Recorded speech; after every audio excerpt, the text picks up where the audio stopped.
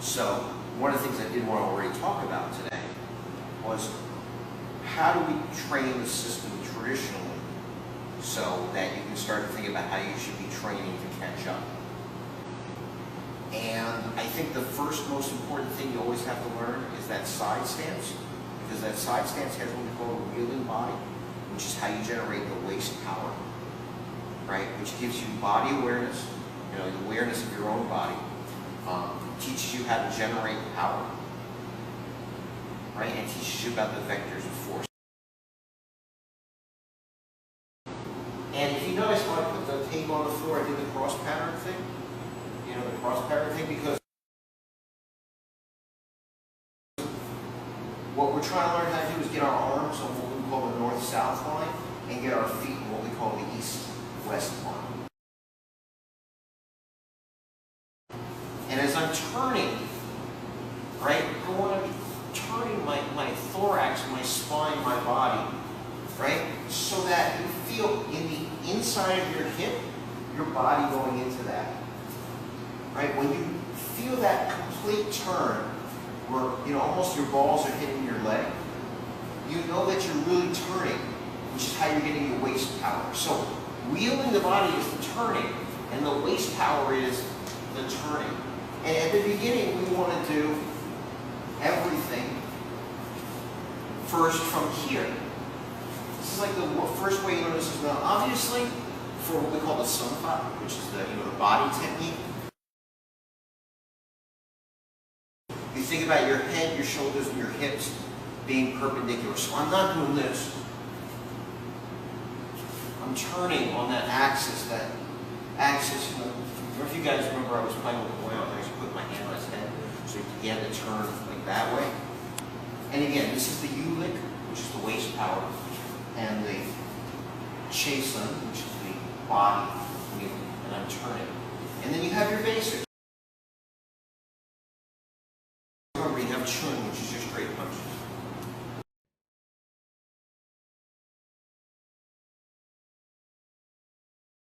You have chun, which is your straight punches.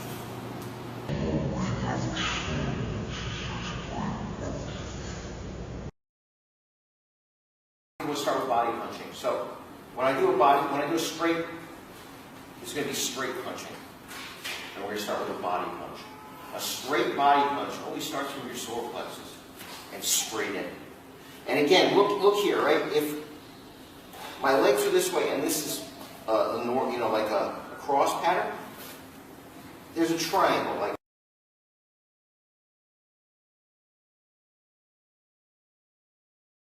If my feet make one line, which is the base of the triangle, and then I have a line going from my feet to its solar plexus and from my feet to my solar plexus, that's a triangle, right?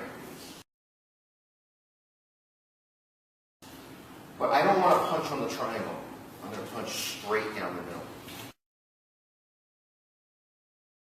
Again, that's why I want to come from my solar plexus and in straight. Okay, so right now, we're doing the first punch. And I'm doing just the punch itself, which is chun, which means penetrating, which means from the center, still down the straight line. From the center, straight line. And so from here, in. Now this is the corkscrew, right? I talked also about the chop. You already know about the chop, right? Because no matter what the distance is between your fist and the person, you're going to get more power by corkscrewing. Why? Because a corkscrew is like it's like a spring. Yeah, it's just, I'm trying to think what the actual term is for it. But it's spring-like. It's a spiral. That's the term. It's a spiral. If you stretch a spiral out, it's longer than the distance. And remember that the longer something travels on a distance, the more power it gains. Because if I just go, that's a certain amount of power. If I do that, right, that extra little distance that I get because it's corkscrewing gets more power. So chun, which means penetrate, is coming from, for a body shot, from here straight in. You have bean, which is your back fist.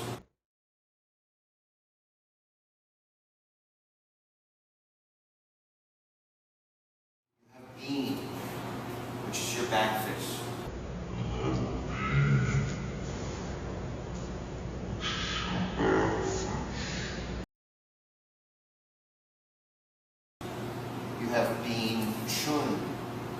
Bin Chun.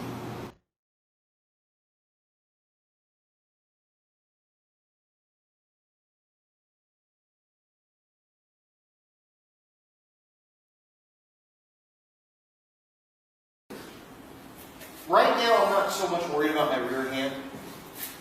Right? I'm just having you focus on the actual punching one. So I kind of just leave it down here. In the old days, we did it with the arm extended back because, again, we're trying to get this cross pattern. And we're also trying to teach you that you're not punching here. Right? You're punching here. You see the difference? So by doing this, just like, you want to feel your nuts hitting your thigh, this is going to help you get that. So now, you have just the punch by itself. You have the punch where you punch out to give you some control. And then we have this beam, which you don't see in modern martial arts that much anymore. But it's a back fist, right? We see a spinning back fist because there's a lot of power. This one's not going to have a lot of power, so I'm just going to pick up my elbow and hit out. But you see one of the things that it does is it turns me all the way to make sure that I'm getting this sub-G. So again, this is beam. Beam means to whip or to flog. So powerful is that if I'm here, just doing this, right? They go, well, why wouldn't I want to do this when I use jab? But remember, I'm doing this from the side position, so I'm not just flicking it like a back fist, like in point. I'm going. You see this? Put your hand up. Open your hand. Right? In other words, I'm not doing this. Right? I'm not going. I'm going. Feel the difference? Yeah.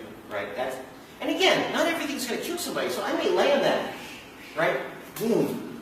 It didn't kill him, but it certainly distracted him enough that the next punch came. Right? I go, boom. And again, if let's say he was punching me, well, I'm just using it as a deflection. Right? I'm using it, maybe hit him, maybe not hit him. Definitely I didn't get hit, and it opens him up for this, or this opens him up for this. So I come up, Bin Chun. Bin Chun.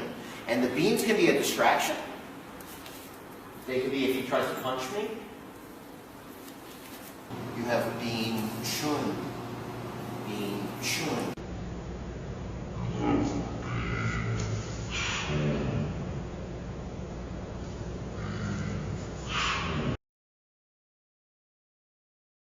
You have Gua, which is a 45-degree downward back fist.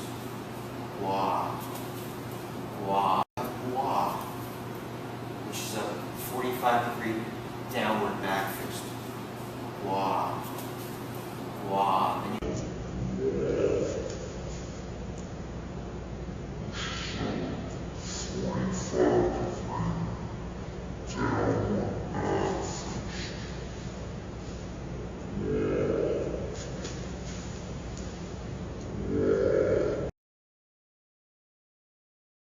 And you have your cup, which is the overhand. And I said that traditionally cup used to come straight over. This is the traditional way, but Chalde's not always twice in a 45-degree. That was his take on it, his innovation, so to speak. 45. You have your cup, which is the overhand. And I said that traditionally cup used to come straight over. This is the traditional way, but Chalde's not always twice in a 45-degree. That was his take on it, his innovation, so to speak. 45 degrees.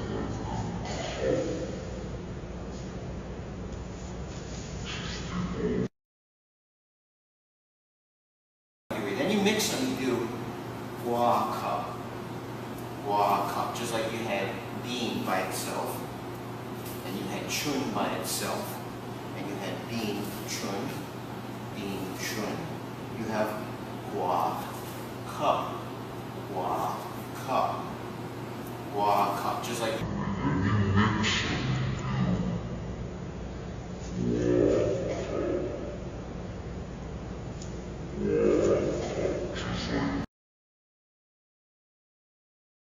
and you have Fan Pao, which is the bottom, the hammer fist part of the bottom of the fist coming up and over.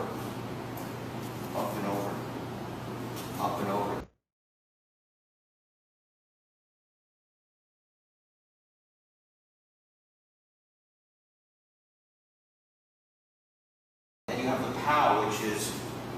thumb side of the fist going straight up.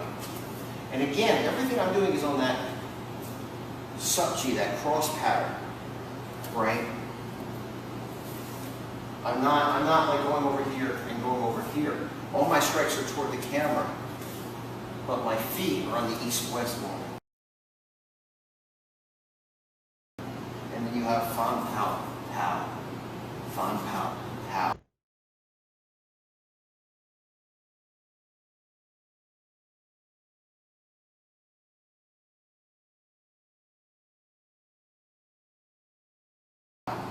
We did Jugang Pow, which is an uppercut with the palm facing you. Jugang meaning to look in the mirror. So I'm looking in the mirror. And we had the gawk, which is the hook.